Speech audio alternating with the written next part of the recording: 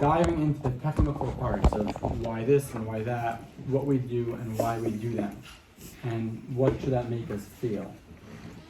Welcome. How are you? Welcome.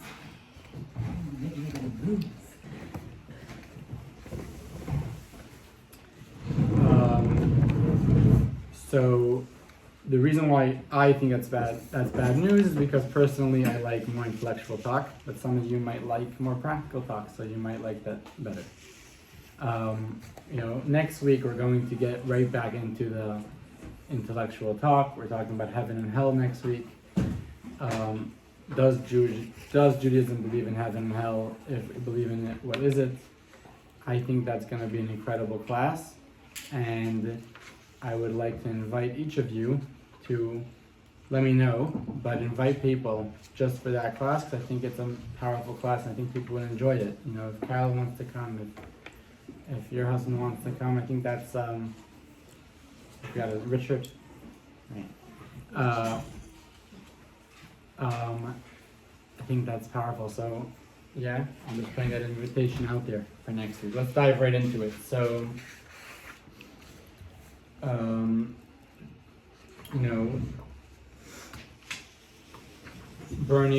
Bernie passes away, and his wife puts in a little note into the Chronicle, which says, Bernie is dead. So the guy on the phone says, for $25 you could get actually 6 words in there.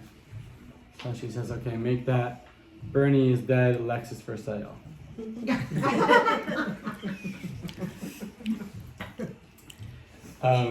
So they say the story about the tightrope walker. Trying to remember his name. I don't remember his name offhand, but it's just a legend, so it doesn't really matter his name. That strung a tightrope over the Niagara Falls, and everyone came to watch, and he walked across with his pole, and everyone cheered. They were very excited about it, and he went ahead and said, does anyone believe that I could make it to the other side blindfolded? And everyone cheered. They were so excited, and he did that. He blindfolded himself and he made it to the other side. When he got to the other side, everyone cheered along. And then he turned to the crowd and said, does anyone believe that I could go across this rope with a wheelbarrow blindfolded? And once again, everyone cheered. They were so excited, enthusiastic. And he did it. And he got to the other side. Everyone cheered him on. And then finally he turned to the crowd and he said, does anyone believe that I could go across blindfolded with a wheelbarrow with someone in it? And once again, everyone cheered, and then he said, okay, so who's ready to jump in? And the crowd fell silent. So the difference between, hypothetical and practical, I think is a very big difference. And the last 2 classes, we spoke about a lot of hypothetical ideas of why death is not such a bad thing, or why we could cope with it. But is that practical? If I could just interrupt. When Nick Walenda walked across Niagara Falls 11 years ago, I was there. Yeah. I went there. I wanted to see it. My friend was doing the TV lighting. Wow. And I was right there. Wow. And it was one of the most incredible experiences. It was terrifying and expensive. If you wouldn't have gotten into that wheelbarrow. No. So the question here is, how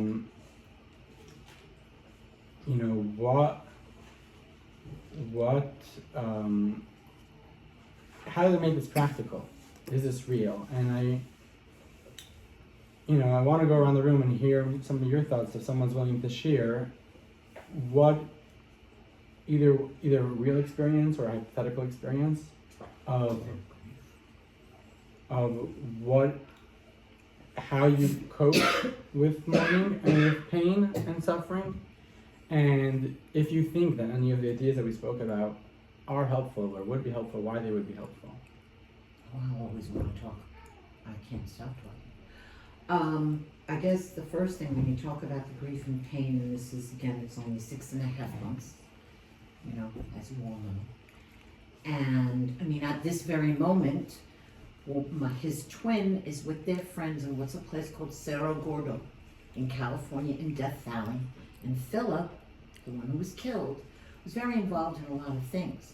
So Cerro Gordo is a ghost town that my son Philip met like 5 or 6 years ago, and even 5 years ago they all volunteered to help build it. So they're all there honoring Philip. And they went there for him. I guess the only way I can talk about the grief is I, personally, you know, have to find a way, okay, whether it's, right now we're not happy with God because I still have some life left, to deal with the pain. And I think the first I heard of it, I understood why people commit suicide. Because for me, the pain was so difficult. So all I want to do is release the pain. I want it to go away, but it's not, and it never will. So I'm finding tools through this, through the prayer group that your sister-in-law is doing, through mysticism, because I believe it. I believe they're all here. So I do believe that whole thing, and that's all I can do. And also associate it's like my group is getting smaller to just, because no one really understands this pain unless it's happened to them.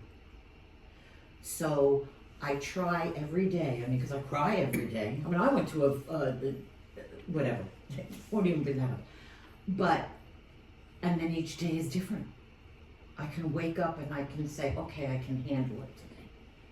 And I'm also not the kind, I mean, I have another friend that I met through my family of Safe Streets who lost her twin son. It was 3 years ago.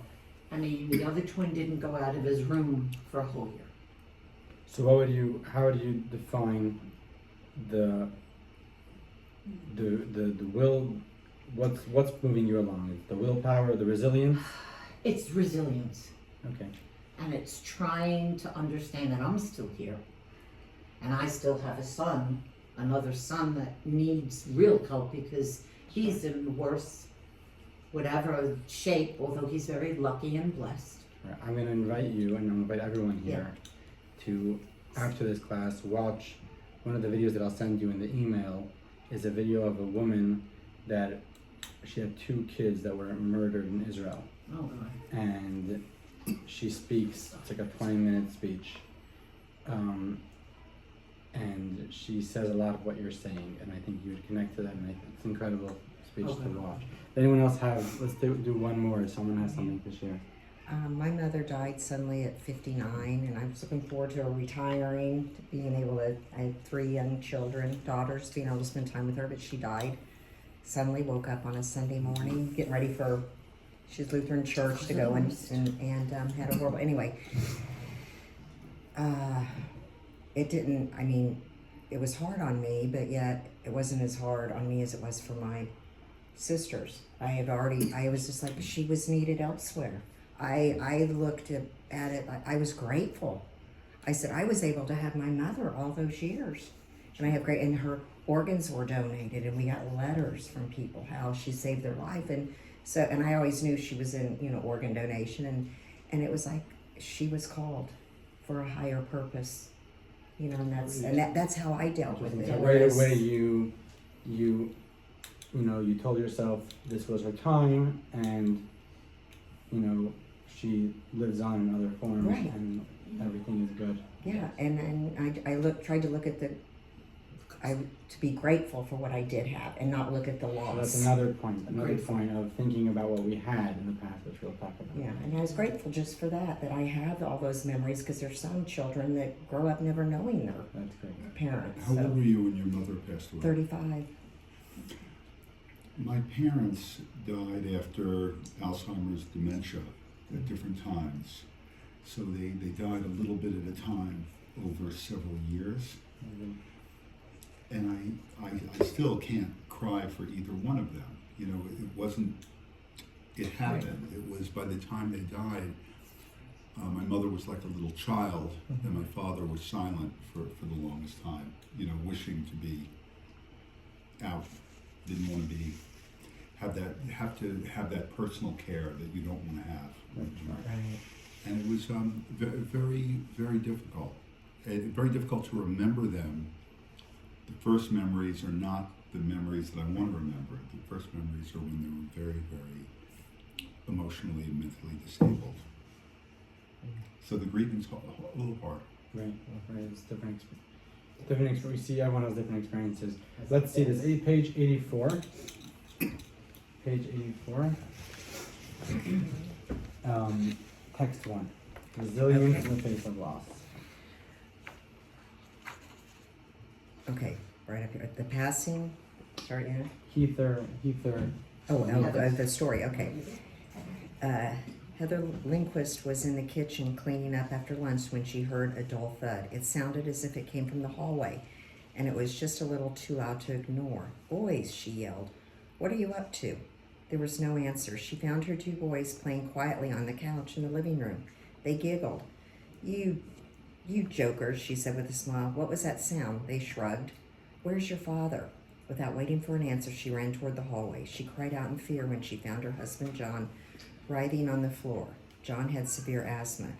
He was taking a new medication and it seemed to be working, but suddenly he had collapsed in the worst attack he had ever had. Heather tried everything she could think of to save her husband's life. Then she called an ambulance. The rest was a blur. John died of cardiac arrest on the way to the hospital. Heather was 34 years old. Her boys were 5 and 7. At that moment, John's death felt like the worst thing that could ever have happened to her. Heather Lindquist had lived her entire life in the same quiet suburban community in northern New Jersey. She and John had been high school sweethearts. They married and purchased a small ranch-style house. They had children. They got a dog. The schools were good and the community was stable. Heather thought that the television was on more than it should be, but other than that, everything seemed in order. Then John died, and she had to rethink it all. Now she was a single parent. She had to find new ways to earn money and also find extra time to be with her boys. And somehow she had to contain everyone's anguish. She found strength she didn't know she had. It was lonely and painful at times, but Heather found meaning and vigor and even joy in the idea that she was going to make it. "I expected to collapse. I really did. That's what I wanted to do. That would have been the easiest thing to do," Heather explained. "But I couldn't. Each day I got up and did what I had to. The days passed and somehow it was okay. The boys were great. They were upset in the beginning, of course. We all were. They hung in there and we stayed together. I love those boys so much. John would have been proud of them." Wow. Okay. VA, go for it. Text 2. In 2004, Stephanie Moldberg of Short Hills, New Jersey, lost her son Eric, 13, to Ewing's sarcoma, a bone cancer. 4 years after Eric's death, Miss Moldberg, now 48, walked around like a zombie. "I felt guilty all the time, guilty about living," she said. "I couldn't walk into the deli because Eric couldn't go there any longer. I couldn't play golf because Eric couldn't play golf. My life was a mess. And I couldn't talk to my friends about it because after a while they didn't want to hear about it. 'Stephanie, you need to get your life back,' they'd say. But how could I? On birthdays, I'd shut the door and take the phone off the hook. Eric couldn't have any more birthdays, why should I?" Okay, so we see 2 different women that clearly have 2 different experiences, very different experiences with mourning. And the question that I pose to you is, why do people react so differently, or why do these 2 people, could we point out, hypothetical reasons why Stephanie and Heather are reacting so differently? Lots of reasons. Some might be viable, some might not be. Did Stephanie have any other children? Also, I don't know, I sometimes think, as with the soul, we're born in a certain way. And that sometimes our soul doesn't really know how to handle the grief, because I'm seeing it with the people that I've met in my little circle, that it just happened. So just to break it down, you're saying 2 points. One is perhaps the fact that she didn't have more children was something that made it hard versus Heather had more people to live for and with. I think those are 2 points there, as well as you're saying simply there's different personalities and some people have it harder than others, which is definitely true. Do you have anything you want to share? I think the different personalities is, I agree, but I think if you boil it down, it's different people have different core wounds. Core one. Wounds. Yeah, because the, yep. Sure. That affect That's how a to be process. present with their tragedy.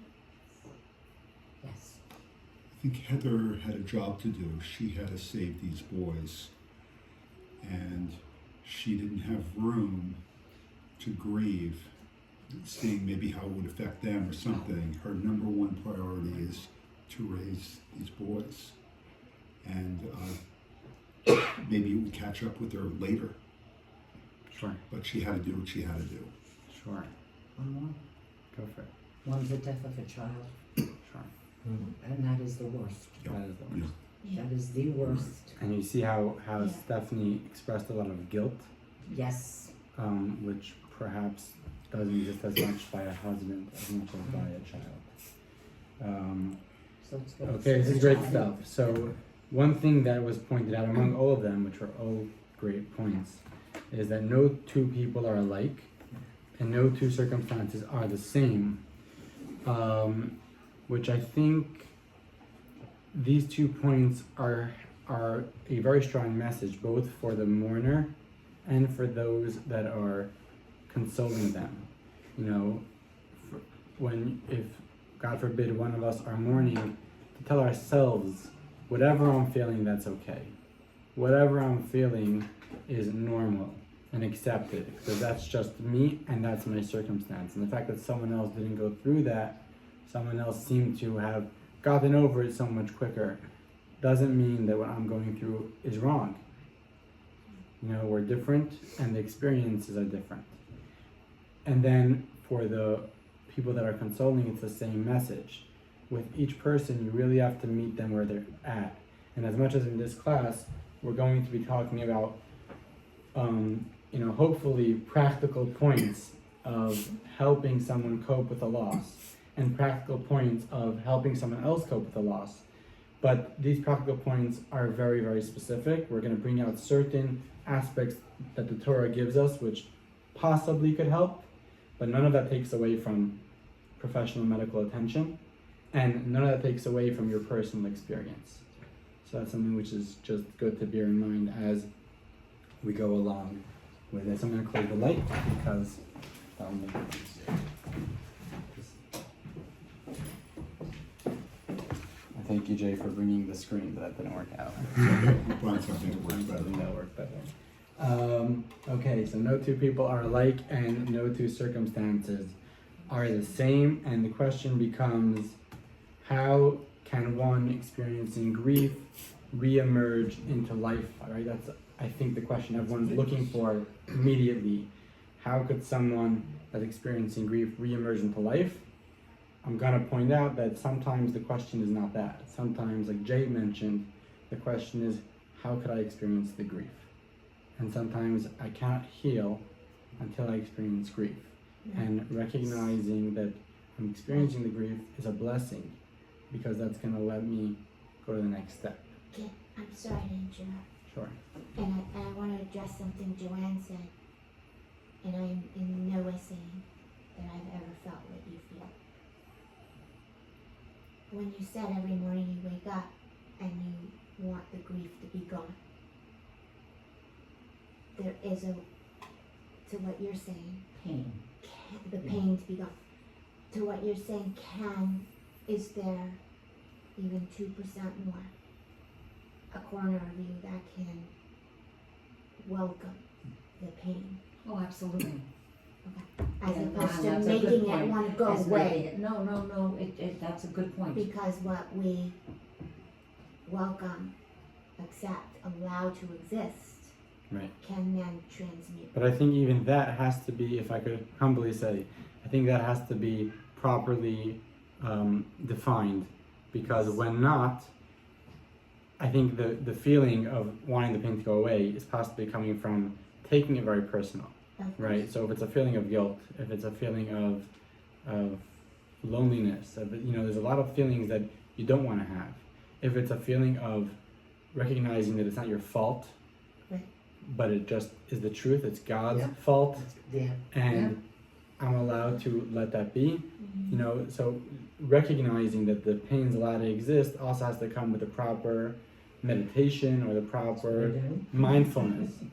Can we, you said it's sadness or guilt, or can we even 2% more, and I'm not saying I know how to do this, but accept and welcome the sadness and the guilt?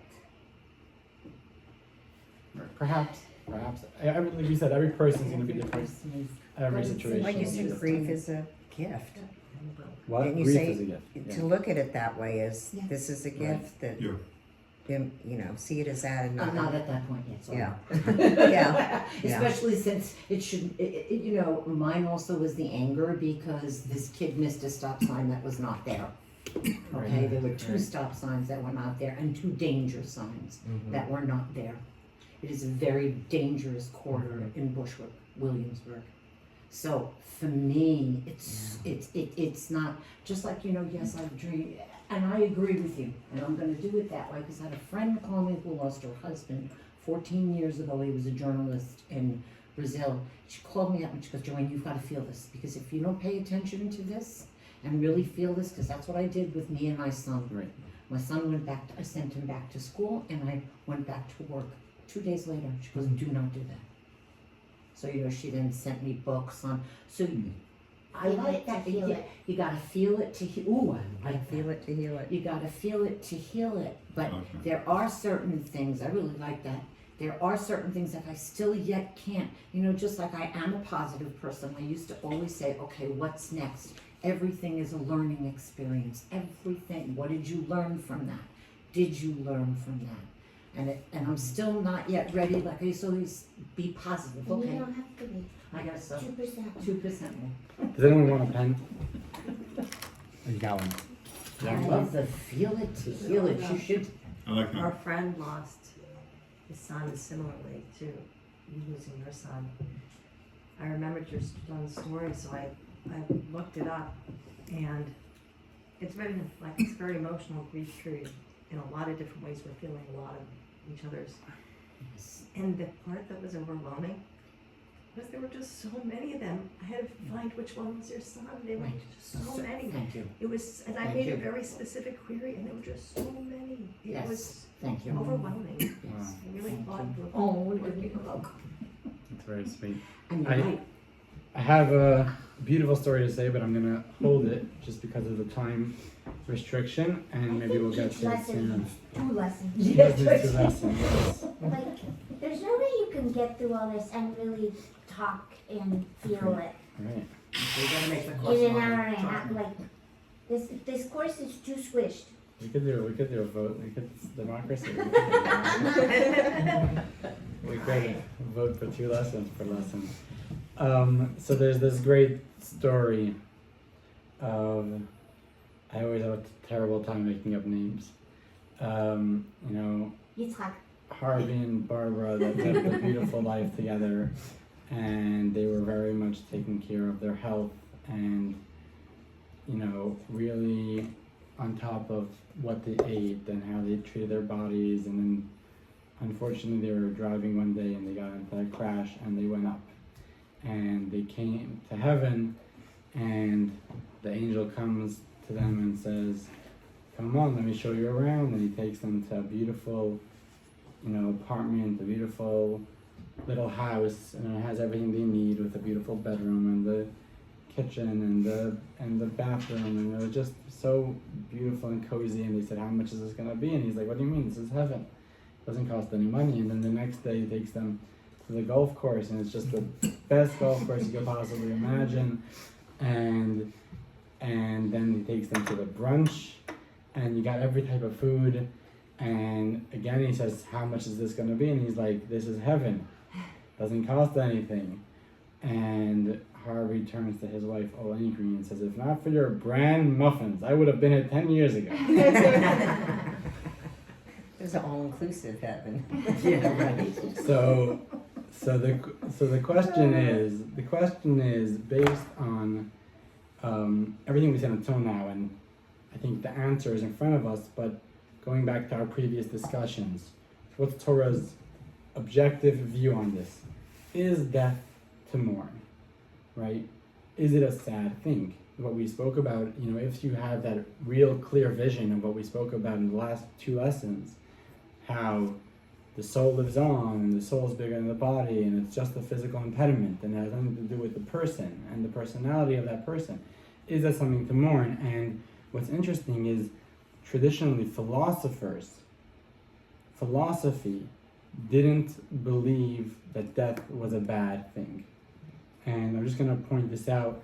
There's a quick text over here, and I'm going to have Joanne read it for us. Text 3, Socrates is sitting in prison for having very open-minded ideas, which didn't fit necessarily with society. And various philosophers came to visit him, and one of them wrote down one of the last conversations that they had with him. Go for it, Joanne. Okay, Sebes, please relate the following message to Evenus, and bid him be of good cheer. Say that I would have him come after me by immediately leaving this world, if he be a wise man and not tarry, and that today I am likely to be going, for the Athenians say that I must. Simmias said, what a message for such a man. Having been a frequent companion of his, I should say that, as far as I know him, he will never take your advice unless he is obliged. Why, said Socrates, is not Evenus a philosopher? I think he is, said Simmias. Then he or any man who has the spirit of philosophy will be willing to die, but he will not take his own life, for that is held to be unlawful. The day may come when you will understand why. Though a man is better dead, he is not permitted to be his own benefactor, but must wait for the hand of another. Okay, so this is purely logical, purely intellectual, I should say. Just shows you that there's another, side of things, and the question is, what does Torah believe? And I'll have you read the next text as well, Joanne. Text 4. All right, text So this is four. a text not from Socrates, Okay. but this is a text from Maimonides. We are biblically commanded to mourn the deaths of our next kin. Okay, so we see that clearly Torah has a different opinion. Torah says we should mourn, and the question is going to be why. So this is going to be our work for this lesson. We have it cut out for us. Different opinion than Socrates. Socrates says death is not something to mourn. Death is actually a good thing, but you're not allowed to be your own benefactor. Right? This is what Socrates says. I didn't fully get that. Okay. Okay, that's sorry. Maimonides it's his analysis of Torah. So Maimonides He is came way after. correct. So Right. So just to give context to who Maimonides is, which is an important thing. So the way Torah was given was, we have obviously the 5 books of Moses, but the laws of Torah or life of Torah isn't in the 5 books. Some of it is, but most of it is not. Even let's say tefillin, how to put on tefillin, it says you should tie these words on your hand and it should be remembrance between your eyes. But it doesn't say anything about parchment or leather boxes or that they should be black or how to tie them. None of it says inside. Moses came down from Mount Sinai holding tefillin, and he said this is how they should look, right? And everything else is the same. Everything in Torah is tradition. Moses taught it, and it was given over to Joshua. Joshua gave it over to the elders, and from that generation to generation, it was literally taught, word of mouth. When it came to the time of the Mishnah, which is, I don't know years, but it's around the Second Temple time. The rabbis were realizing that the tradition was getting whitewashed. The tradition was having holes, and he was afraid that it wouldn't sustain itself, it wouldn't last. So although until then you weren't allowed to write down Torah, the laws of Torah in a organized fashion. You're allowed to have notes for yourself. The Torah had to be given orally, had to be given traditionally. He made an exception as a Torah, a posek, someone that sees the situation and says what has to be done, and he said this has to be written down. And he wrote down the Mishnah, which is the first set of Jewish law. As we have it, it's 6 books which go through all of Jewish law. From the Mishnah came the Talmud, which is much more well known, much bigger than the Mishnah. What the Talmud does, it takes every single Mishnah and dissects it. So what happened was, the tradition of the Mishnah was getting lost. And they said, the arguments of what the Mishnah actually means was getting more and more heated. So they said, let's take these arguments, let's put it into a book. So it's written down, we have it. Tradition, we have it forever, that won't be lost. And that's the Talmud. The Talmud itself, there's 2 Talmuds, the Jerusalem Talmud, the Babylonian Talmud, but that's the main work of where we get halacha from. The Talmud itself, to derive practical halacha from the Talmud, you have to be a Torah genius. You have to be clear in all the sections of the Talmud, and you have to have the knowledge of being able to understand who we go like when there's a case of an argument, etc. And to be able to understand from one situation to another. That's where there were Torah giants, 3 Torah giants in particular, including others, which came and said, let's take the Talmud and write a clear, organized book of laws. That's where the books of laws came from. The first one was Maimonides. There was the Rush, which did it in his style, not as clear as the Rambam, and the Rif as well, not as clear as the Rambam. They went on the Talmud and they wrote what the actual law is, based on in the set of the Talmud. The Rambam, Maimonides, is the first one to say, I'm writing my own book from scratch. Just, what's the law? You honor the law, you open up this book and you see, this is the law, this is what it says. So Maimonides is considered one of the 3 Torah authorities in terms of what we do today, in Torah, in terms of halacha, in terms of Torah observance. After the Rambam, there came the Torah and then the Shulchan Aruch, which is the code of Jewish law, which took these 3 Torah giants and said, how do we decipher between the 3 of them? On top of that, there's hundreds and hundreds, or I should say thousands and thousands of books written on every single one with different opinions and about this situation and that situation. And practically you need a actual halachic authority today that's alive that could look at a complicated situation and see how to deal with it. I have right over here little hard drive that has around 300,000 Torah books. Just giving you 300,000 Torah books, just giving you context to how vast this conversation is. Yes. Have you ever heard of the ethics of our fathers? Yes, so the ethics of our fathers is part of the Mishnah. Look at number 6. Chapter 6. It's chapter 1, Number 6. number 6. Okay. Will do. Will do. Okay, Can I so... ask a question? Sure. So am I getting it right of everything you just said? The Torah, the Talmud, the Mishnah, like all that was human written, correct? Yes and no. Yes and The no. only thing that was God written is what Moses came down with 5, 5 books on the, well, and then it was interpretation and tradition, which is different from religion, right? yes and no. So Oh there's, my there, God. Now I'm like, really? let's save this for after the class because it's going to be a long All right. conversation and we're not going to have time. People could stick around for after the class, but let's just save it for 11:30 because it's going to be a long conversation. So getting back to so that's what the Rambam is. The Rambam is a halachic authority. He's not just a rabbi, Thank you. right? He's not just me. He's an halachic authority, and he's telling us. He was a doctor too. He's also a doctor, and he's telling us the oral tradition of Torah, and in a very organized fashion, which is why we're going to go to him to figure out what Torah says about this. And he says it's a mitzvah, it's an obligation to mourn, right? So, like, it's a mitzvah to put on tefillin, it's a mitzvah to light Shabbos candles, it's a mitzvah to mourn, which is interesting. Like, how does that to do with God? It's a mitzvah to mourn. God commands us to mourn, which is very interesting. And going back to our lesson overview, so we're going to be talking about, as we are, Torah's view of mourning and grief. We're going to be talking about Torah's principles for dealing with chronic grief. I hope. And then we're also going to be talking about some of the adequate when visiting the grieving. As mentioned, nothing here is set in stone, but just some ideas for discussion and for thought. As we mentioned, Socrates thinks that he's not permitted to be his own benefactor, but must wait for hand of another. Death is not a bad thing. Well, Torah says that you have to acknowledge the reality. There's psychological benefits to grieving, as we'll see, and at the same time, as much as we said the soul lives on, there's value of physical life, which we do grieve, which is a sad thing. So let's see that inside text 5a. Laurence, I'm going to ask you to read for us.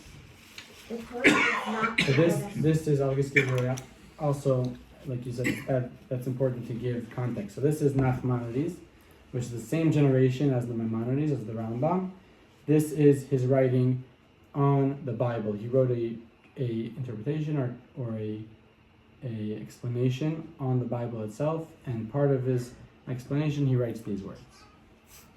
The Torah does not forbid us to weep in response to a death, because it is human nature to be moved to tears when separating from loved ones and at their journeying away, even if they are alive.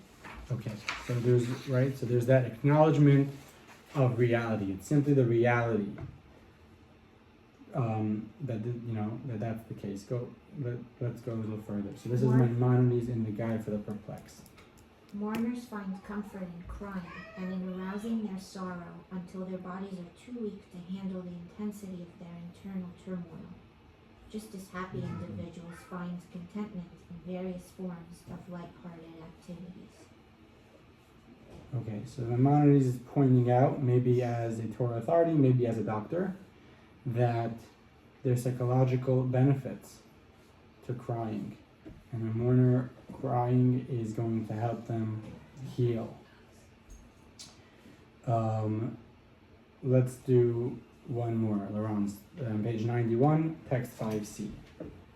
One of this generation's greatest personalities failed to shed a single tear upon losing a son. Is this a praiseworthy reaction? So someone wrote this question to the Radvaz saying, is it a good thing that someone doesn't, is resilient and doesn't cry at all over loss? Such behavior is offensive and objectionable. It demonstrates heartlessness, distasteful character, and cruelty. This is the way of the philosophers who maintain that this world is without purpose. By contrast, we who have received the Torah are expected to believe and to realize that this world is of great value for those who properly utilize their time here and behave appropriately. It is through our actions in this world that we merit the world to come. Crying, mourning, and shedding tears over the passing of a relative, and especially for an honorable individual, is the way of the pious, the prophets, and individuals renowned for their good deeds. It is not for naught that our sages instruct us to observe 3 days of weeping, 3 days for weeping, 7 for eulogies, and 30 for restrictions on wearing new clothing and getting haircuts. If weeping were improper, the sages would not have instituted a 3-day weeping period. In fact, the Torah emphasizes that our forefather Abraham came to eulogize Sarah and weep for her, and that Jacob, King David, and countless individuals of similar caliber acted likewise. Okay, so we have 3 different texts here, and I just want to, again, I said I'm going to talk about this at the end of the class, but I want to just mention this for the sake of clarity of this conversation and every conversation that we're going to have, bringing Torah sources. You asked about, do we see this as man-made? And the short answer, which needs a lot of explanation, is absolutely not. Anything which is a Torah authority, which needs definition of what that means, a Torah authority, but a Torah authority we consider the Word of God, even if they're arguing, which is something which needs explanation and is for a whole nother class or maybe another course, and we'll touch upon it by the end of this class. But that's just for reference. So when we have Maimonides or the Radvaz or the Nachmanides, these are people that we consider as Torah authority, and they're coming and telling us Torah's perspective or the Word of God in this circumstance. So we had over here 3 different texts. Each one gave a different reason why we should be mourning. Starting with the Ramban simply saying, this is the nature of a person, don't fight it. Then going on to the Rambam saying it's psychologically beneficial for a person to allow themselves to mourn and grieve. And finally we had the Radvaz, which said someone that doesn't shed a tear is actually inhumane, because there is the aspect of the value of physical life, and we value physical life.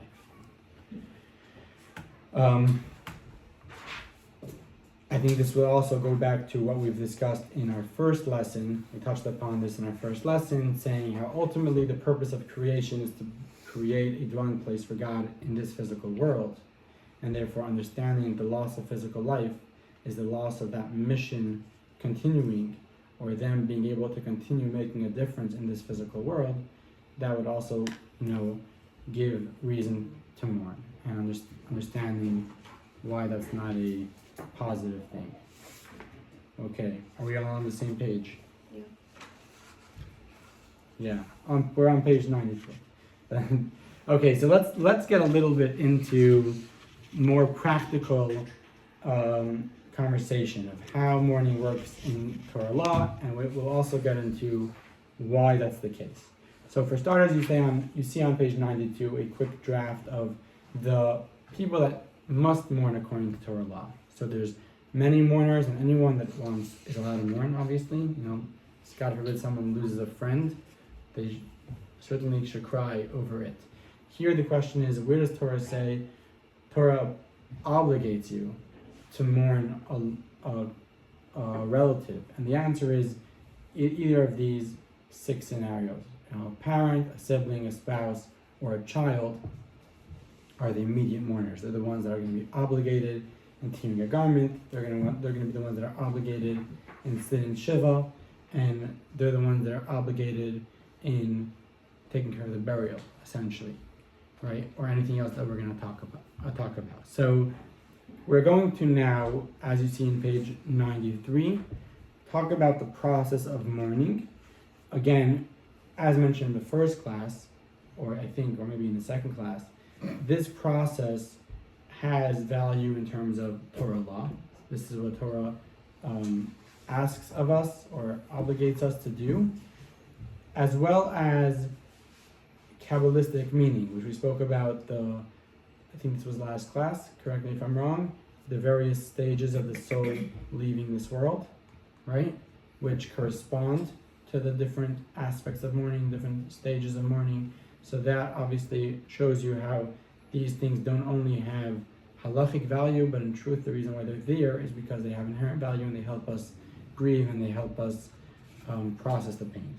So we have over here 5 different situations. We have from the passing until the burial, which is called aninot. I'm putting it on the board as well as you have it in front of you on page 93. What's up from the moment of passing until I won't tell you what I thought it said. Don't even go with me. So some of the laws that are going to be associated with that time is we say there's no attempt to even console the mourners, meaning to say definitely try to cry with them and definitely be there for them, but to try to console them and talk to them about their loved one, they're not at a time for that. They're totally lost. And until the burial, that's not a time for that. The halacha is, which is very interesting, that when someone is busy with one mitzvah, they're not obligated in any other mitzvahs. Torah says, as long as you are obligated in burying your loved one, you're not obligated in anything else. So, it could be you have to put on tefillin today, but you don't have to put on tefillin until you figured out how to bury your loved one. That's the number one thing on your mind. Nothing else is of importance.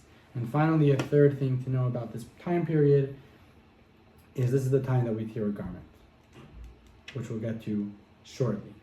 Then we go on to the Shiva, which we're going to talk about later, so that's why in the slide it skips it. The Shiva will go into more detail later on, which is the first 7 days after the burial.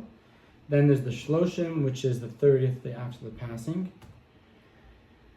For those 30 days, we say to try to avoid buying new clothing, because new clothing brings joy. And Torah says, allow yourself to be sad. Don't celebrate with new clothing. Similarly, we don't want haircuts during that time, as well as festive events. So during those 30 days, someone that's mourning wouldn't go to a wedding, wouldn't go to something which has live music, understanding that they are sad, and for them to push that away or to have other people expect that of them is simply not fair, and it's not going to do them any good. It's going to come back to bite them. So that is the Shloshim period. And finally, we have the 12-month period. First, of course, there's 11 months of Kaddish, but there's a 12 months until the first Yartzeit. During that period,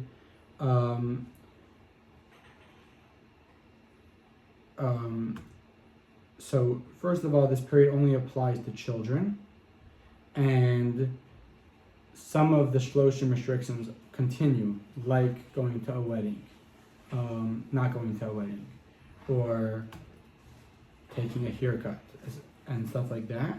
And customarily, we keep a candle burning for 12 months. That is the 12-month period. And finally, we have the Yartzeit, which is the anniversary of the passing. The Yartzeit, we recite Kaddish. The Yartzeit, we try to learn additional Torah for their soul. And we also do extra good deeds in memory of the deceased. The Yartzeit is actually, unlike the previous things that we mentioned, the Yartzeit is considered a happy day, where we celebrate the soul of the person, trying to recognize that we're past the grieving stage, hopefully, if we did it right, and we're ready to celebrate their memory, celebrate their physical life, and celebrate their continuous life. So that covers the technical part of this. Does anyone have any questions about that? Yes, Rabbi, I'm not Orthodox, and in our funerals that I've been to, we cut a black ribbon for the mourners.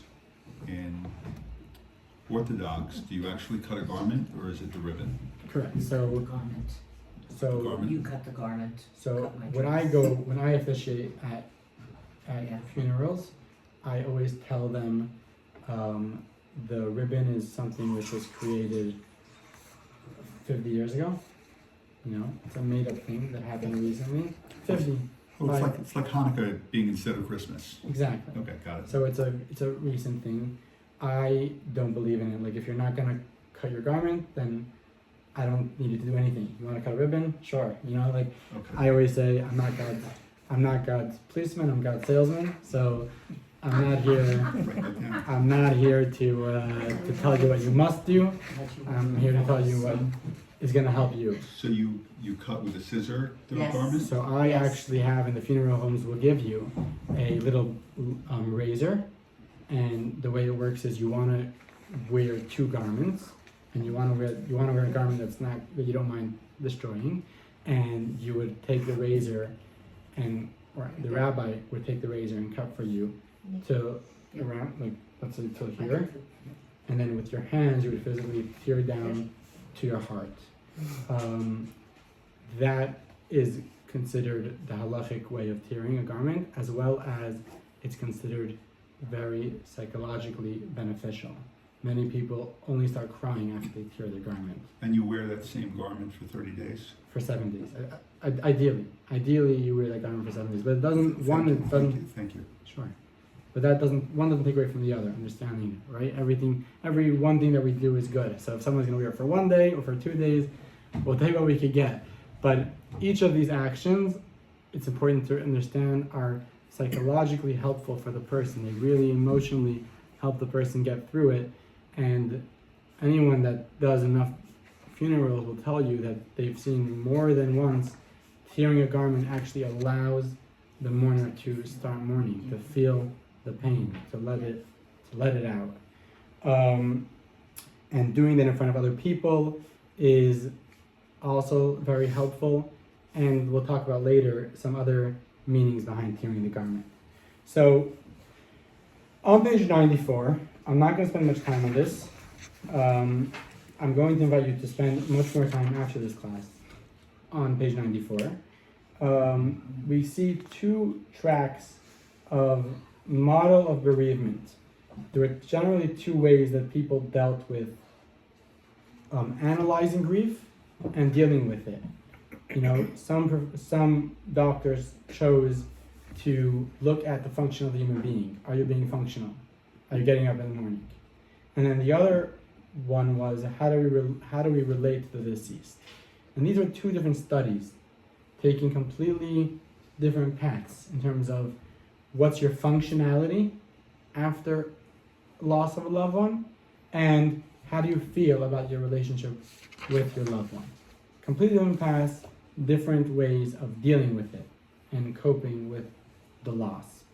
There was a professor by the name of Simon Shimshon Rubin, which went ahead and took both of these and tried to merge them, showing how, we'll see it on page 96, the various steps of mourning, the Aninot, the Shiva, the Shloshim, the 12 months, and the Yartzeit address both of these narratives, both the functionality as well as the relationship with the deceased. Let's look at it in the board, and that's why I'm just going to move through it again. Feel free to look at this later more in detail. You could see there's a lot going on here.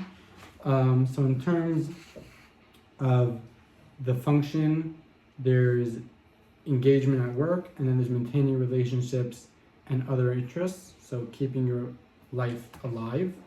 And then on the other hand, there's the connection with the deceased and the separation from the deceased. And what again, I'm going to invite you to do this later on. The various steps help us both with easing the person into functionality, right? Don't push it. Ease the person into functionality. My wife, after we had each of our children, said, you know, I feel great, but if I'm going to push myself, then I'm going to fall back, right? And the same thing applies to when someone loses a loved one as much as when someone gains a loved one. You have to take it easy. If you don't take it easy, you fall backwards. That's in terms of the function as well as the relationship. There is the easiness of mourning their loss, sharing memories about them, dwelling on their previous life, and some of the things that were mentioned, which we'll get to as well, and bringing them into your life in this new reality, which is part of the stages of healing. So some of the, okay, what's the time? Okay, what are we holding over here? Any questions? Or that was way too much? We'd want to talk more about it. Right. So we'll have a lesson on these two pages.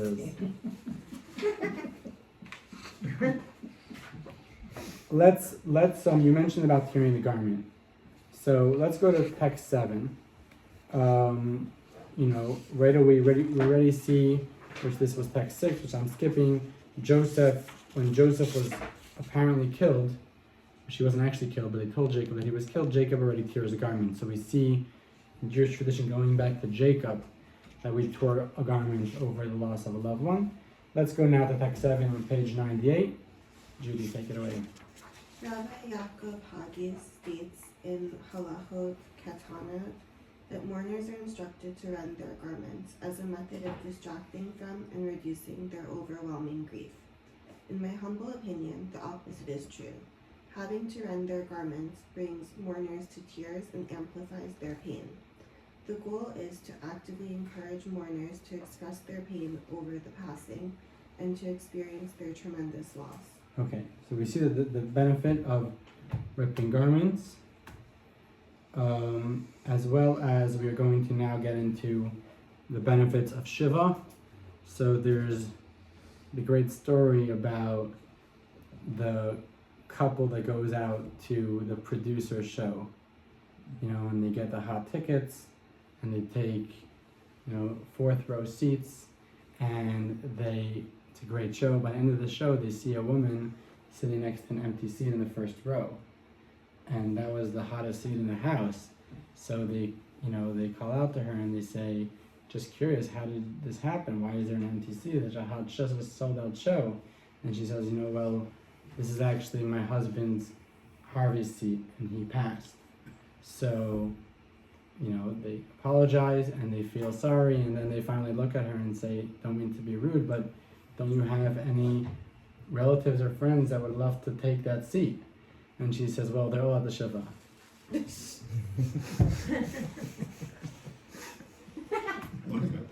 So going into, we talked about tearing the garments. Tearing the garments is the concept of accepting. You're still in the process of what just happened. Tearing the garment is accepting that something was lost. And then the Shiva is the processing of what happened. Let us look at text 8. Judy, you can continue for us, text 8, about that. This is a quote from the Talmud, which I mentioned the Talmud before. Neither cry for the dead nor bemoan him, Jeremiah 20:10. Neither cry for the dead more than necessary, nor bemoan him more than what is prescribed. How are we expected to act? 3 days for weeping, 7 days for eulogies, and 30 days for restrictions on new clothing and haircuts. Once these have elapsed, God declares, you are not more compassionate than I. Very interesting. So Torah is telling us, and obviously again, every situation is different and every person is different. But Torah is telling us, if you follow the strict guidelines of making sure to weep when you have to, then you won't feel the need to weep when you don't have to. God says, you're not more compassionate than I. If I say that 7 days are enough for weeping, now it's time to move on, then you will be able to do the same if you allow yourself to go there. Which is, again, sounds very intense, but I think it's the greatest gift, telling us that we could, empowering us that we could get past this and we could move on. Any questions on that? Is that okay? But some people can and some people can't. Some people can and some people can't. And the ones who can't are no less. They can't for a reason. Right, and, right. And they can't be expected to. Right. So I'm definitely not the person to argue with that. Okay. But the question over here is, does Torah have insight on how to mourn, that when doing so, even those that can't, can? And that's going to be a question which I don't necessarily have the answer to, but perhaps, we have to analyze what Torah says about mourning and how that would help us mourn. And I actually would like to open up the conversation if people could tell me, just for the lack of time, 2 words of, is there thoughts of the previous lessons or nothing to do with the previous lessons, something from your experience that is actually a good tool, something that's really good information to know, or something that someone told you, or, general treatment that helped you get past a mourning situation, a loss? No. So then maybe I'm the wrong person for this. Grieve. I don't know. Grieve. Grieving helps you. Telling stories, funny stories, sad stories, bringing up unique personality traits about the person and talking about them with others. Even at my sister-in-law's memorial service 3 weeks ago, she used to sometimes kind of fire people. You better be nice to her. If she fires you, you're in trouble. All the people she fired were at the service, and they were joking about it. And it made us feel closer to her, because sometimes you can get unfired. But talking about memories helps you through the grieving process. So perhaps the reason for that is because it shows the mourners that their loved one isn't lost, right? And that's something that can't happen right away. I think if you did that before the burial, that'd be too much to handle. but when they're ready for it, to go ahead and say, you know, a story about their loved one and something that happened, that's something that brings them back, tells you they're not lost, they're still here, and we have them with their stories and their personality, and we can still talk about them and love them, and, you know, think about them, etc. So let's go into some of the ideas perhaps that Torah gives us for how to deal with grief, and we'll see if any of you connect to these ideas. So first of all, there's the Hamakom Menachem on text 9a. Jay, you could read it for us. This is the traditional Ashkenazic text that we say to a mourner. Traditionally, this text is supposed to help the mourner heal.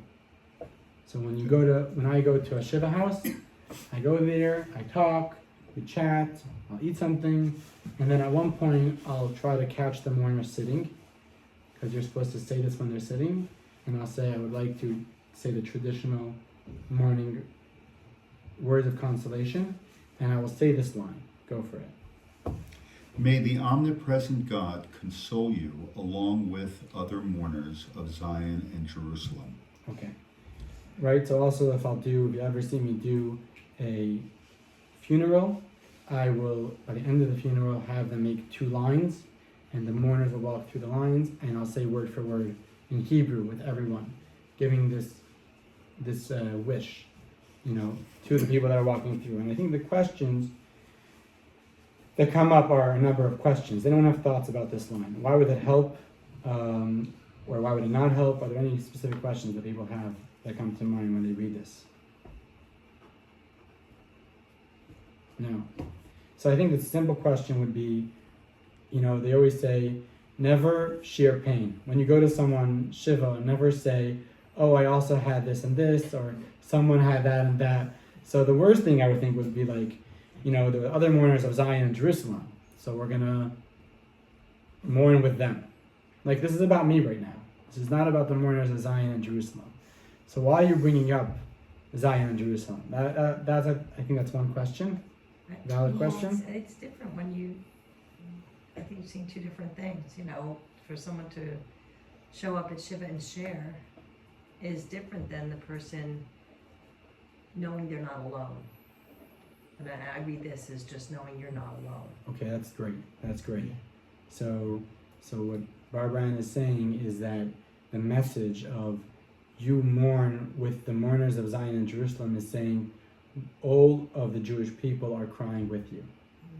All of the Jewish people are crying with you in your tragedy.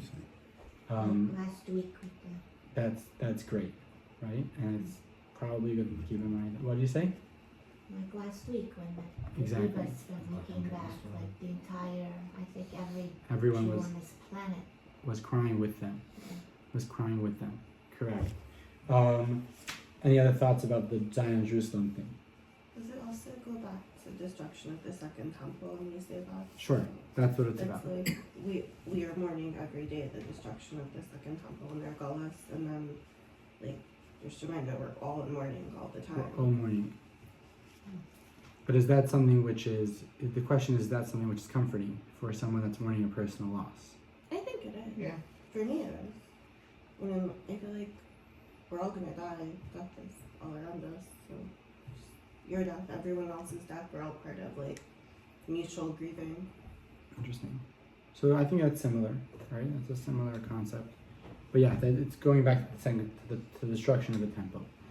The other question about this line is, why are we saying God could console you? Why can't you simply say you should be consoled? I want to console you. You know what I mean? Like, why you're bringing in God to the picture? Isn't that a funny? Like, that sounds very religious. You go to someone's home and they just lost a loved one, and you want to show them support. So you say, I feel so sorry for you. You know, I would love to give you support. To go and say God should console you. Like, why are you bringing God to this conversation right now? Well, so it's almost a prayer. Like, may God bless you, or may God keep you safe. It's asking God to do it. I don't know. I think it's God is all encompassing, Right. the greatest of comfort. So I think the question answers itself, which is the ability to find comfort comes from God himself. Meaning, we're actually recognizing that this pain is so great that no one could comfort you other than God. Mhm. And I think that's an important thing to say. I'm not here to comfort you because, I don't know what you're going through. I can't try to understand that. I could simply say, God should comfort you. Recognizing that your pain is on a godly scale. You know what I mean? Mhm. Bigger than me, bigger than life, bigger than human life. This is something which only God could truly comfort you, and that's what I'm recognizing. So, breaking it down, we will see about what you said, we'll see in a moment as well. But breaking it down, there's two things that we're taking out of this consolation. One is God is comforting you. It's not up to us. We can't do it. We don't have the power to do it. It's bigger than us. And number two is you're mourning with all of us. We're all in this together with you. Does anyone find any of those ideas helpful? Are those something? Okay. Go over it, Jay. Go for it. 9b. In regard to Zion and Jerusalem, the Romans, and before them the Babylonians, were given dominion only over the wood and stone, silver and gold of the temple's physical manifestation, but not over its inner spiritual essence contained within the heart of each and every Jew. Over this, the nations have no dominion, and it stands eternally. So too, regarding the mourning of the individual, death dominates only the physical body and concerns of the deceased person. The soul, however, is eternal. It has merely ascended to the world of truth.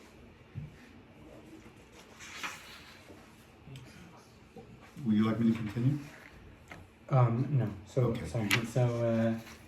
So what we just read was a letter of the Lubavitcher Rebbe, as you see a picture of him down here in the bottom of 101, where he wrote to someone about this saying, we comfort people with the destruction of the temple. Because every single one of us knows that if you go to the Western Wall, if you go to the Wailing Wall, you feel the holiness of that space. It's a holy space. It's a place that, although it was destroyed, it's still holy. In Jewish tradition, we won't even go up to the Temple Mount because we still believe that it's a holy space, even though the physical mortar isn't there anymore. Recognizing that although the temple was destroyed, what was destroyed about it? Not the holiness of it, not the presence of it, but the physical aspect of it. The physical building was destroyed, but the temple, in terms of God's presence and the holiness of it, is still present. That's something which cannot be touched. A Roman with a sword and a blazing fire can't hurt God. He can only hurt a building. Equally, where this is the message that we're giving the mourner, equally, your loved one wasn't hurt internally. The soul continues to live, which is something that we've always been talking about.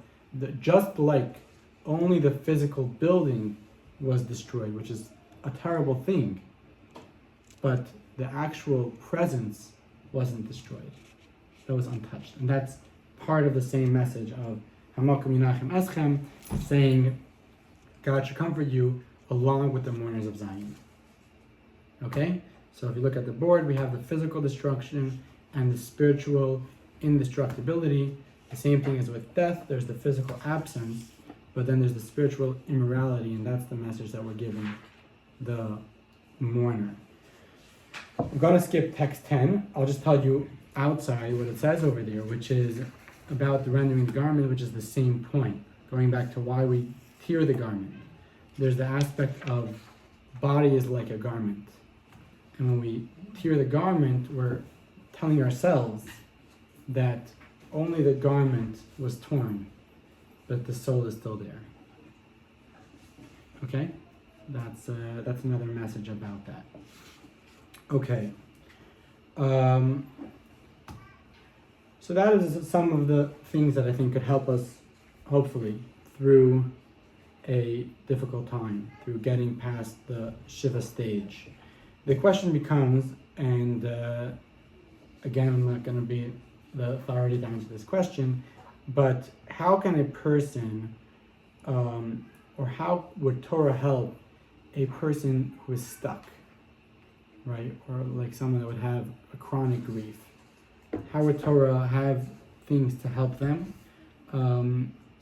Here are some of the ideas of what people might be feeling. We brought up some of these things before. The injustice, the guilt, depression, sadness, anger, denial, and more, right? I'm sure there's other things. Anyone wants to add something to the challenge? Other feelings that make it very difficult to get by. So here there's a very interesting medrash, which is also a Torah source, about a story of Rabbi Yochanan ben Zakkai, which is one of the greatest Torah giants of history. Rabbi Yochanan ben Zakkai is thanked for the existence of Judaism today. At the time of the first destruction, he was the one that snuck out of Jerusalem and made a deal with the Romans that they would allow another city to remain where Torah could be studied. He preserved the Torah. He saw a lot of death, a lot of destruction. According to our sources, the destruction of the temples was as bad, if not worse, than the Holocaust. There were millions of Jews dying and blood was flowing. It was absolutely terrible. He was a witness to all of this, but it didn't come to when he lost his own son. And when he lost his own son, he was unconsolable. And we have a very interesting story. Let's see it on page 104. Jay, take it away.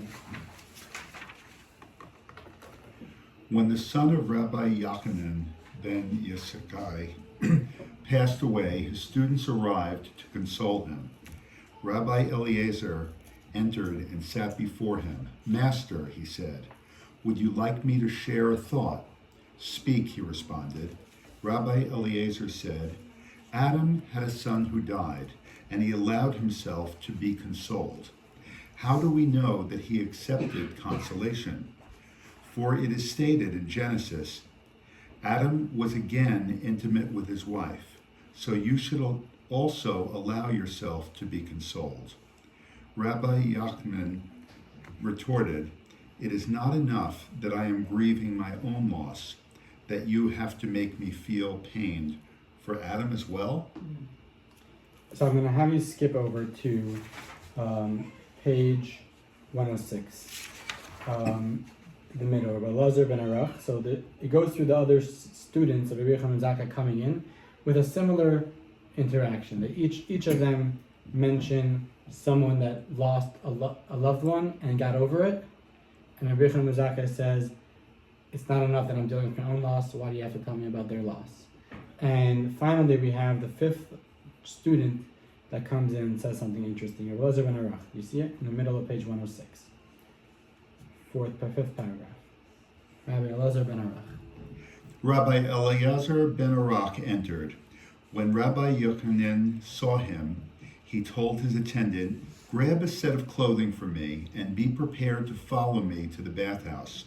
For Rabbi Eliezer is a great person, and I will not be able to hold out in the face of his comforting words." So he already knew that he's going to be comforted from this person. Rabbi Eliezer entered, sat before Rabbi Yochanan, and told him, "Let me share a parable. Your situation is similar to that of an individual to whom the king entrusted an article for safekeeping. Each day, the man would weep and wail in fear. 'Woe is to me! When will I emerge unharmed from this safekeeping role?' You, master, also had a son. He was fluent in the Torah, the prophets, the scriptures, in the Midrash, the Halakha, and the Ezekiel teachings, and he passed from this world without sin. You should certainly accept consolation, for you have returned your deposit in perfect condition."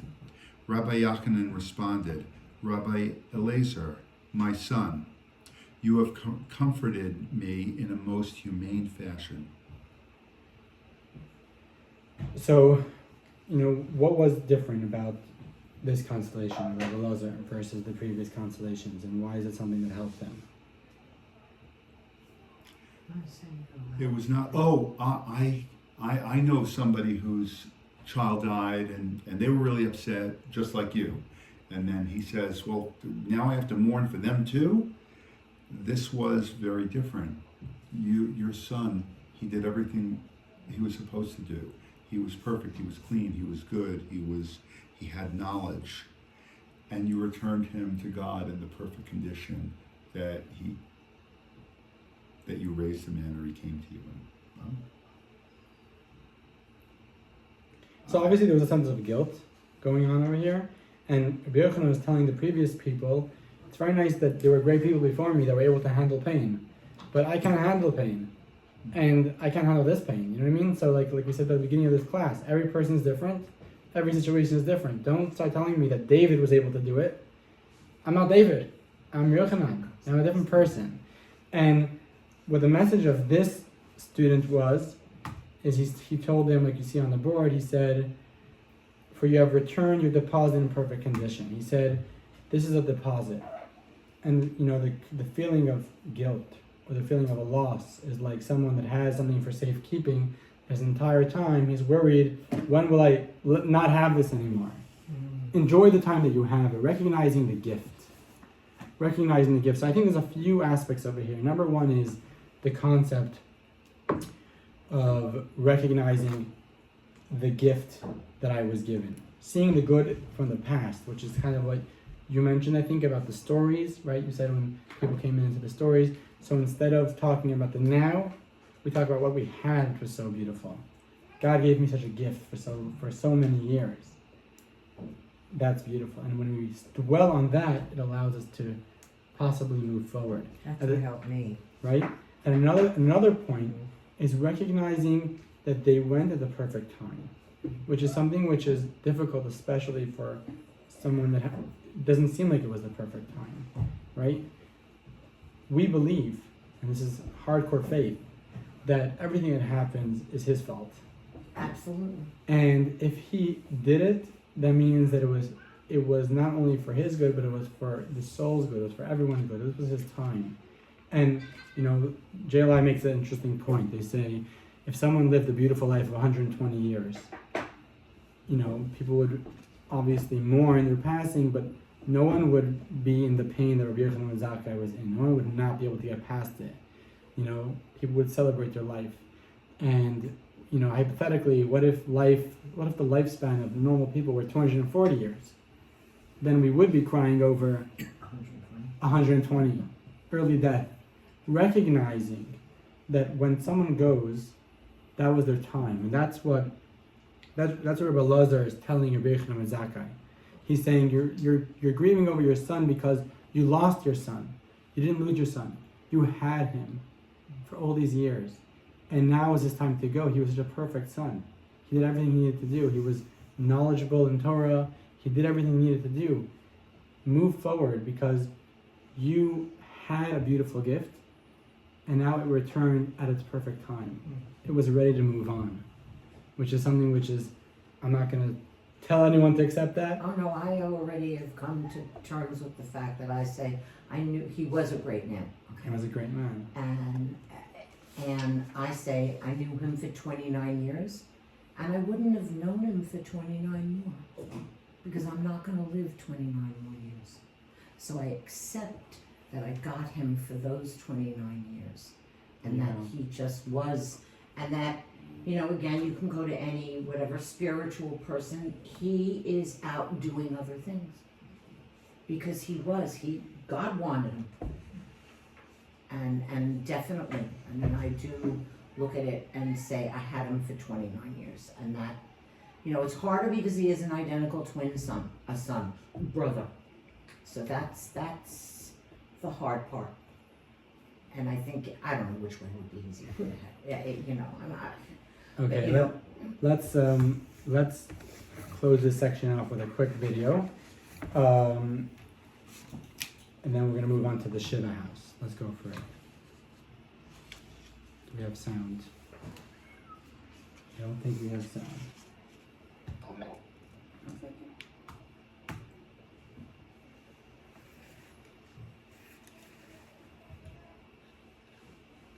Is causing a seed The poor fellow repeatedly shouted that he wanted to kill himself. The policeman asked him, why? Because all I want is to be happy. Happy? If you kill yourself, you're going to be dead. And if you're dead, how will you know you're happy? You're dead. Huh? If I kill myself, I'm going to be dead. And if I'm dead, how will I know I'm happy? I'm dead. That's right. Oh man, I can't even kill myself and be happy. A sad story, but completely true. Of course, suicide is not the secret to happiness. But in truth, a soul never dies. You see, the true you is a soul. You don't have a soul. You are a soul. And a soul is like an actor playing a role in a film. Imagine an actor who gets a part he so much wanted to play. But when he reads through the script, he discovers his character is going to die. He panics and complains to the director, I can't play this part. I don't want to die. Are you crazy? You're not going to die. Your character dies, and then you get up and win an Oscar. You are a soul. You aren't given a role to play in this world, a character you happily wanted to play. Embrace your part, but don't get lost in the character. The character will age, but you, soul, are ageless. The character will die, but you, soul, will never die. Okay, so taking this to our discussion here is giving that message to the mourner, or telling that message to ourselves, that when someone that we love has passed on, they haven't died, but their role in this world has ended, no matter when it happened, and they go on and win an Oscar, as you said. Okay, moving on to text 12, which I'm not going to read inside. This is a text from Aaron Carlin, which makes the point that saying Kaddish is sending regards to your loved ones. Reading a chapter of the Mishnah, which the word Mishnah in Hebrew, I mentioned before the Mishnayot, the word Mishnah is the same letter as the word Neshama, which means soul. Traditionally, reading the Mishnah is like sending a letter to your loved one. And doing a mitzvah is like sending them a gift. With all of that in mind, this is another thing to keep in mind, which is the relationship is not over.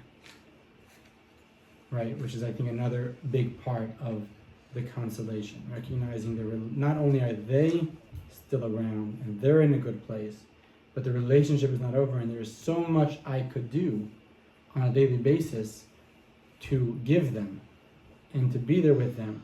And the more I do, the better I'll feel. The more I do to give them, the better I'll feel about my relationship with them. So here is another, I just lined up the videos 2 in a row, but here's another quick video which will bring out that point.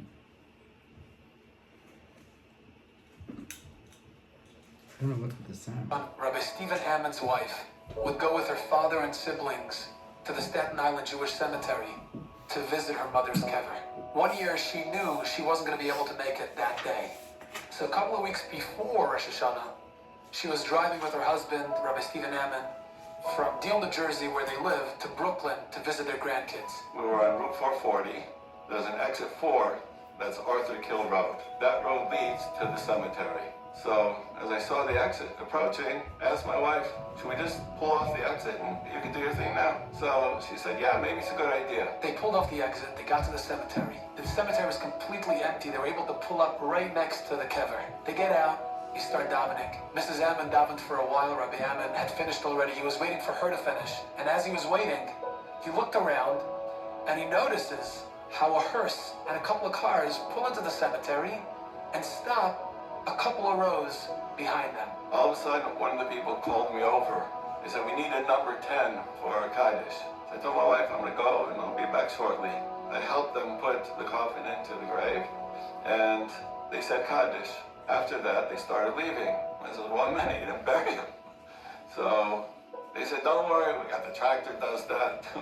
we don't do that. And they literally left.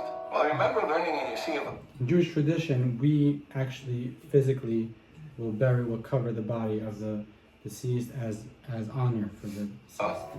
that this scenario was also referred to as Mace Mitzvah.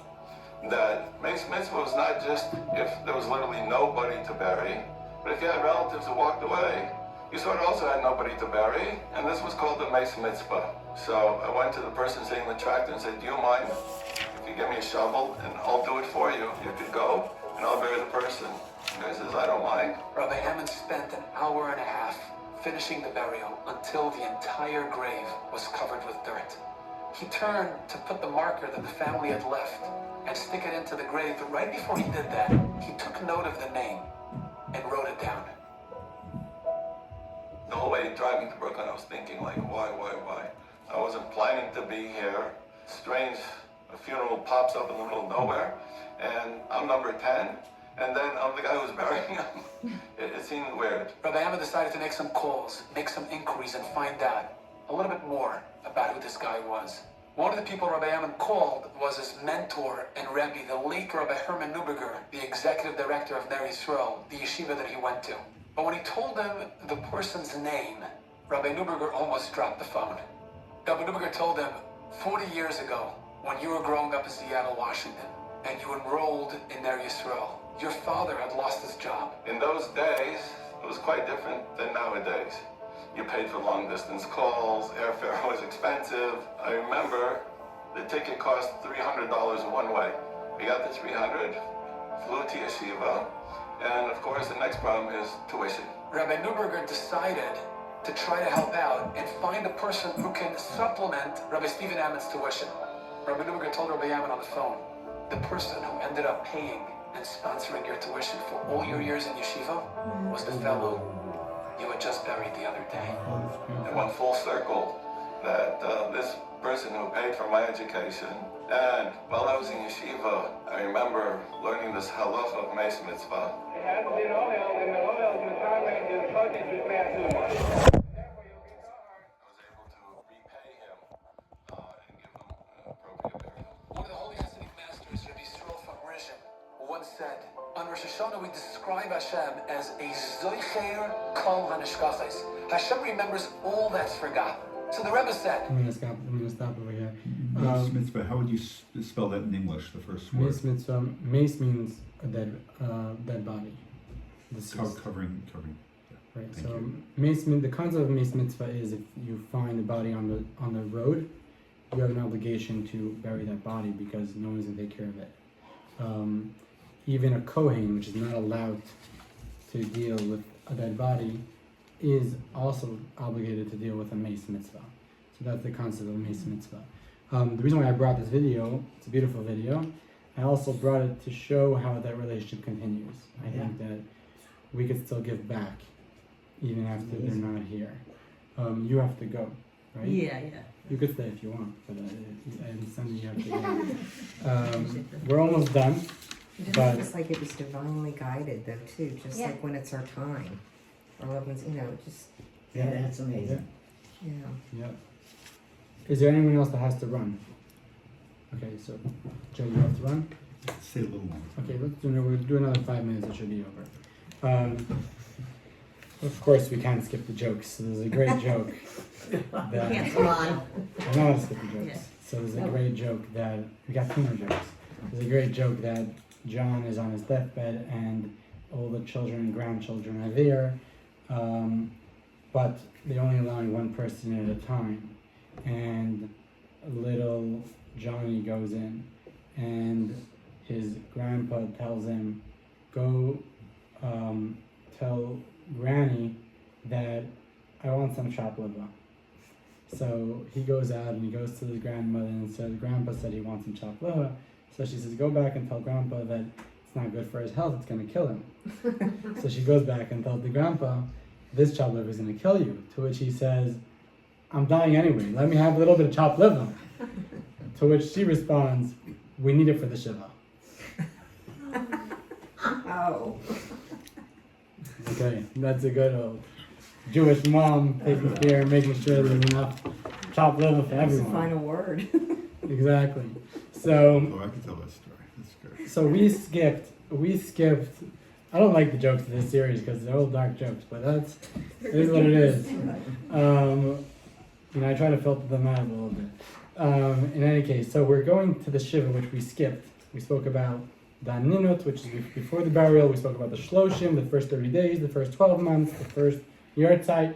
The Shiva we a little bit skipped, which is the first 7 days, which is the most common and the most important.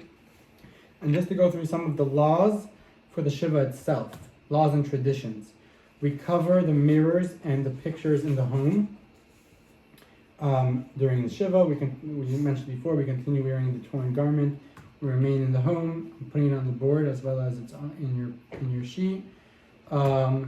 We sit on low stools, a sign of mourning. We don't wear leather footwear. We avoid listening to music. Music brings joy and happiness. We avoid shaving or haircuts. We abstain from doing work. We try to avoid going to work or, taking our mind off mourning. It's important that we try to mourn. We actively mourn for 7 days. We even avoid Torah study. Someone during Shiva is not allowed, it's forbidden to study Torah. And the reason is because studying Torah, like any intellectual pursuit, particularly Torah, brings joy to a person, and we avoid studying Torah. There's also restrictions of bathing and doing laundry. That doesn't mean it's totally forbidden, but there's restrictions to it. Ask your local Orthodox rabbi. And finally, there's also prayers in the home, and we have people come to visit the mourners. One of the most difficult things that I'm told about mourning is the loneliness, is the moments of loneliness, and that's something that we try to avoid. Just being there is the greatest thing.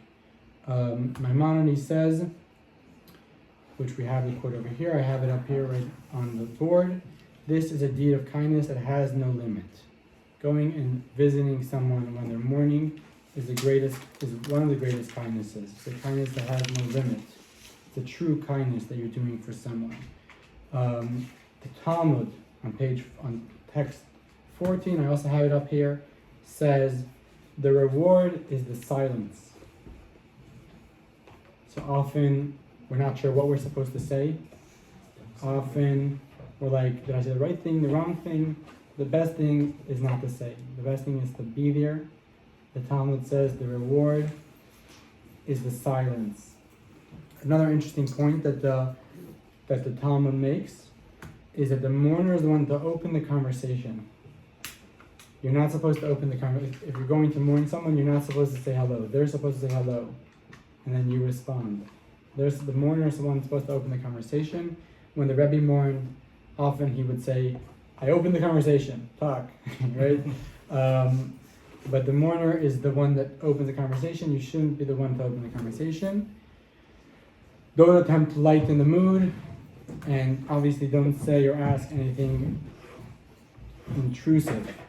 Finally, we have, thank you for coming. I'll see you next week. Finally, we have the last text, which we're just wrapping it up here, text 16, which I'll just read, or Jay could read it for us. Text 16 tells us something very important about mourning as well. Okay, Rabbi, I'm trying to find 16. 112. Page 120. 112. 112. 112. Bottom. The bottom. The final word. The final word regarding a person is that of the people proclaiming his deeds. Commenting, so-and-so was upright, so-and-so was God-fearing. When a person departs this world, God says to the ministering angels, see what people are saying about him. If they say that, he has been upright and God-fearing. His soul immediately ascends to paradise. So this is very interesting, which is in Torah law, we're very careful about what we say about the deceased. Often, like you said, people make jokes and this and that. We try to praise them as much as possible, because not only is it mostly you're stealing the show. Not only is it good for Melissa, you want to come here? I'll take her. We'll be finished in a second. Not only is it good She for wants your chair, I think. the concept of praising the deceased is not only good for the mourners. Here, let's come back bye, everybody. Thank you. She is right. The concept of praising the deceased is not only good for the mourners, as mentioned. We spoke about what you said about having them move on, bringing them back into their life, but it's also actually benefactory to the soul. Like we just read, God listens to what the people down here say about him. In Jewish tradition, if God forbid someone committed suicide, we're very careful not to say that. We try not to say that he committed suicide, as much as possible, unless it's necessary. We don't talk about it. Or to talk about anything that they didn't do positive, because we try to give them a good light. We try to help them, which what we say actually helps them up there. There's this great story, which is the last joke, and I'll finish with this, and then we'll have the key points that we spoke about today. The rabbi is doing this funeral, and the rabbi was out of town, so they got the neighboring rabbi to come in, and he doesn't really know this guy, so he gets up and he says, this guy was such a great person, he helped out so many people. And some guy gets up and he says, Rabbi, what are you talking about? If only you knew this guy, he was terrible, he didn't help anyone. And he pauses, he says, you know what, but this guy was a very learned man. And he's like, what are you talking about? He never went to shul even once, didn't know anything. And then he says, well, at least he was a great husband, a great parent. And he's like, he abused his wife, and he was he never spoke to his children. And the rabbi doesn't know what to do, he's lost for words, and he says, so what should I say? So he says, his brother was worse. Okay, let's finish with the key points I right have a here. quick question. Why are the mirrors in pictures? Are those pictures of the deceased, or why are they covered up in the Shiva house? So I'm not sure. That's a good question. I have to look into it. Okay. Well, the mirrors are so you don't You want to don't have any see vanity. Right. You don't want You to, don't right? see your reflection. Why are the mirrors covered? I thought it was I don't know. that about vanity, We're not that you taking shouldn't be care of our look at appearance. what you look like. Right. Yeah. That's what I was taught. Interesting. That's what I was. But I No, don't know no. if that's correct. And then the pictures would be of the deceased, No, any pictures. Okay, no. Any pictures. Any pictures. like photographs. It's or a, just- it's an aspect of mourning. Okay, It's an yeah, aspect okay. of mourning. So like the same way, this is not a law, but the concept of dimming the lights would also be like a mourning environment. Okay. You want to create a mourning environment. You don't want to try to run away from the mourning environment. Okay. I'll touch upon. We'll play this in a second. I'll touch upon. There was this amazing story, which there's a video of it, but I don't have time to play it. This guy that came by the Rebbe for a private audience, and he lost his father in a tragic accident, and he had many questions about what he should continue doing and what he should do with his family and the business and blah blah blah, etc., etc. And at one point in the conversation, the Rebbe said, I hope you don't mind me asking you, but could you tell me about your experience of losing your father? And he went on to talk about what that was like. And he said only after leaving, a number of days later, he discovered that he was actually going through internally a blockage and a level of chronic grief. And he was almost like a zombie walking around. And the reason for that is because he never allowed his emotions to get to him. And the Rebbe must have seen that and took the time in the conversation to say, okay, you have a lot of beautiful questions, we'll talk about that. But one thing I want to talk about is, I want to unleash this a little bit because you're very tense. And you never allowed yourself to feel it and come out with those emotions. Okay, let's watch this video. Can I, for another time, can we address this idea of God-fearing? What page is God-fearing, what do you mean by that? That, After. that we say they were upright and so was God-fearing. What does that mean? I don't know. Right, You're God asking what that fearing, means. his soul immediately. Like, why is that a says- good thing? Okay, we'll talk about One it. day. Thank you. That's good. I Wait, like that God, I question. thought that was actually I don't know what it's saying. Practically alike, and no two circumstances of death and bereavement are the same. 2. It is a mitzvah to mourn the loss of a loved one. Processing the loss is critical to the healing process, and this is accomplished by Shiva, a mandatory period of grieving. 3. The Torah validates and encourages mourning. but only for a prescribed period of time, after which the mourner is enjoined to transition back to normal life. 4. Some ideas that give a mourner the strength to move on. A. The knowledge that the soul lives on and is not diminished by death. B. It is never too late to mend or improve our relationship with the deceased. Though our physical relationship has ended, we can still give him or her spiritual gifts. C. Life is a deposit, and God decides when to give it and when it must be returned. D. For this soul and its unique mission, this constituted a full life. 5. It is a mitzvah to comfort mourners. The most basic principle of comforting a mourner is simply being there. Our presence offers comfort and lessens the loneliness that often accompanies mourning. Okay, thank you for joining us. And again, next week will be about heaven and hell. And I invite you to let me know if you want to bring someone along. I think it will be a very powerful lesson. I just want to address that question. If someone else has a question, I'm happy to address it as well. About the question about the Jewish library. There's a course on Chabad.org called the Jewish Library. So if you want to look more into that, that's a place I would tell you to look for now.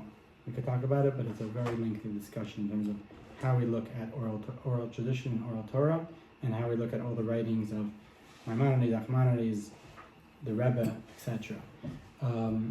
Just about your question, and I want to hold you up if you have to leave. That's fine. That's fine. So your question was about fear of heaven and No, it says God-fearing. God-fearing. I don't even get that. You're supposed to fear God. What? So Let's ask ChatGPT. No, I'm only kidding. So again, there's a lot to talk about in that, and I'll just boil down to 3 points, quick points for now, and each one of these points I think the discussion as well. So there's something called fear of punishment. Fear of punishment is not fear of God, and that's what most people mean when they say fear of God. Fear of God and fear of punishment are two different things. Is fear of punishment a bad thing? No, I think it's a great thing. Because if someone's going to do the right thing because they're afraid of the punishment, that's a great place to start. But that's nothing to do with fear of God. That's not a relationship with God. So that's putting it out there. That fear of punishment has nothing to do with Judaism. It's a good thing, but it's not Jewish. It's not a Jewish concept. It's not that it's not true, but it's not a Jewish concept. It's not something that it's not a mitzvah to fear punishment. Okay. Fear of God has two levels. So I'll just talk about the fear of punishment versus fear of God. Fear of God would mean more awe of God. To have awe for the person, like if you have a very smart person that walks into a room, or a president that walks into a room, that you would give him honor, you would respect them, right? Or a president that you respect. So there would be a level of awe, a level of honor. That's real fear. It's not fear per se. It's not a fear of what they're going to do to me, as much as it's giving, letting them, letting me be lost in their presence. So it's a level of a relationship. The same way we hopefully have a level of awe for our spouse, or awe, which would be respect, right? Or awe for our parent, or even for any stranger. In every relationship, there's the aspect of love and the aspect of fear, the aspect of giving them their space, right? God commands us to love Him and to fear Him. You should love God and you should fear God. Both of them are important. None of them are more important than the other. They're both the wings of serving God. That's what it says. So when you do a mitzvah, if you light your Shabbos candles and you don't have love or fear, that candle will be very boring. But if you have love or fear, that candle has dynamic, that candle has expression, that candle has a relationship. There's a relationship here that I'm lighting it for a being that I have a relationship with, whether I love him or I respect him. So fear is respect? Fear, not yet, but this is one aspect of fear, yes. So fear is also respect, not fear of punishment. That's for sure what it's not. So it's awe and respect. Awe and respect. And the same thing would be if I love him, then there's a dynamic, there's a relationship, right? There is a beautiful video of someone coming to the Rebbe by dollars and saying, where is a book that I could read about fearing God, enhancing my awe for God? And the Rebbe said, why would you work on your awe if you could work on your love? Which is an interesting point. Again, we're not saying that one is more important than the other. The reason why he speaks about fear over here is going to take me to my third point. So my first point was, we're not talking about fear of punishment. My second point was, generally fear of God is respect for God, not fear, the way we usually understand it. My third point is that here, fear of God means that they were good people. And the reason why that's what it means is because there's this great story of Rabbi Yochanan ben Zakkai, which we mentioned, when he was passing. So his students came to him, and each one was a Torah giant. And they came to him and said, Rebbe, tell us words you're passing. Tell us your last words. What are your last words that are going to keep us going? And he said, fear God like you fear another human being. And they were like, isn't that so lowly? Isn't like God is so much greater than another human being? Right? And he said, when someone sins, they say, I hope no one sees me. But God sees everything. So that's what he was saying. He was saying, ultimately, as much as you could have a relationship with God, you could love him, and you could respect him, and you could fear him. But is he a real being in your life that when it comes to doing something, you see him as present the way you see another human being as present? Or is he not that real in your life? Understand? When someone sins, they say, I hope no one sees me.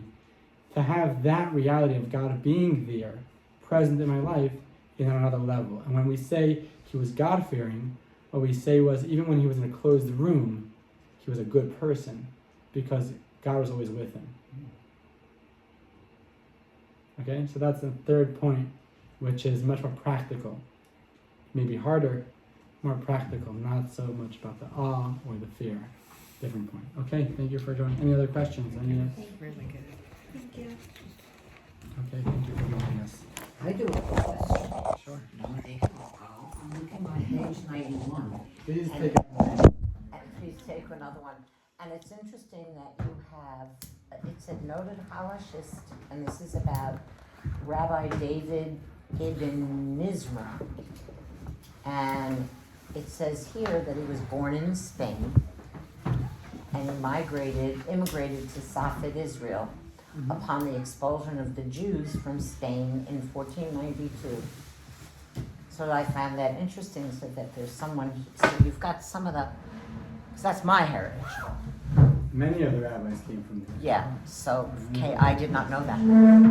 I did not know that. The rabbi that